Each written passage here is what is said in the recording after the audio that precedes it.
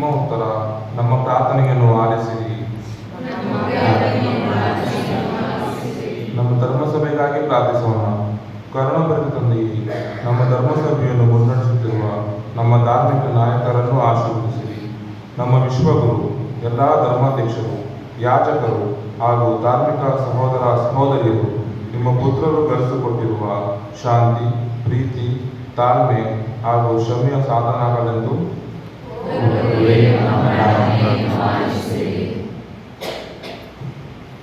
ನಮ್ಮ ಎಲ್ಲ ರಾಜಕೀಯ ನಾಯಕರನ್ನು ಹರಿಸಿರಿ.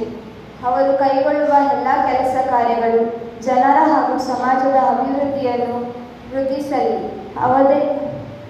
ಯಾವುದೇ ಕೋಮುಗಳ ಬೆಗಲಿಲ್ಲದೆ ಶಾಂತಿಯುತವಾಗಿ ದೇಶವನ್ನು ಅವರು ಮುನ್ನಡೆಸಲೆಂದು ಜಯಂತಿಯನ್ನು ಆಚರಿಸಲು ಇಲ್ಲಿ ಸೇರಿರುವ ಎಲ್ಲರನ್ನು ಆಶೀರ್ವದಿಸಿ. ಪ್ರಭುವೇ, ನೀವು ನಮಗೆ ನೀಡಿರುವ ಶಾಂತಿ, ಪ್ರೀತಿ, ಕ್ಷಮೆಯನ್ನು ನಮ್ಮ ಜೀವನದಲ್ಲಿ ಅಳವಡಿಸಿಕೊಂಡು ಉತ್ತಮ ಕ್ರೈಸ್ತರಾಗಿ ಬಾಳುವ ಕೃಪೆಯನ್ನು ಕರುಣಿಸಿರೆಂದು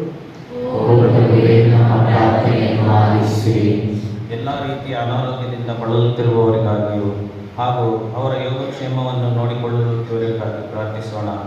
ಅವರನ್ನು ಆದಷ್ಟು ಬೇಗ ನಿಮ್ಮ ಆರೋಗ್ಯದಾಯಕ ಹಸ್ತದಿಂದ ಗುಣಪಡಿಸಲೆಂದು ಅವರನ್ನು ನೋಡಿಕೊಳ್ಳುವವರಿಗಾಗಿ ಬೇಕಾದ ತಾಳ್ಮೆಯನ್ನು ದಯಪಾಲಿಸಲೆಂದು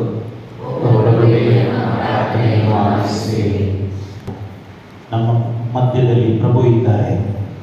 ಇಮ್ಯಾನ್ಯುಯಲ್ ಆಗಿ ನಮ್ಮ ಜೊತೆಯಲ್ಲಿ ಅವರು ಇರುವಾಗ ಆ ಪ್ರಭುವನ್ನು ಅನುಭವಿಸಲು, ಪ್ರಭುವನ್ನು ವಿಶ್ವಾಸಿಸಲು, ಪ್ರಭುವಿನಲ್ಲಿ ಭರವಸೆ ಇಟ್ಟು ನಮ್ಮ ಜೀವನದ ಪ್ರತಿದಿನದ ಪ್ರತಿ ಕ್ಷಣವನ್ನು ಕಳೆಯಲು ಪ್ರಭು ನಮ್ಮನ್ನು ಹರಸಲೆಂದು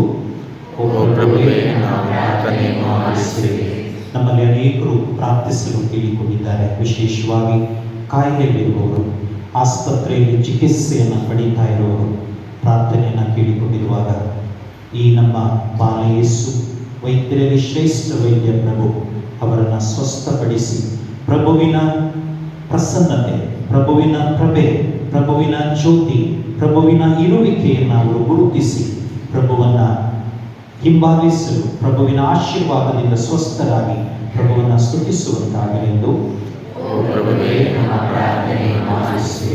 ನಮ್ಮೆಲ್ಲರ ವೈಯಕ್ತಿಕ ಉದ್ದೇಶಗಳನ್ನು ಬಾಲಯೇಸುವಿನಲ್ಲಿ ವಿನಯಿಸಿ ಬೇಡೋಣ.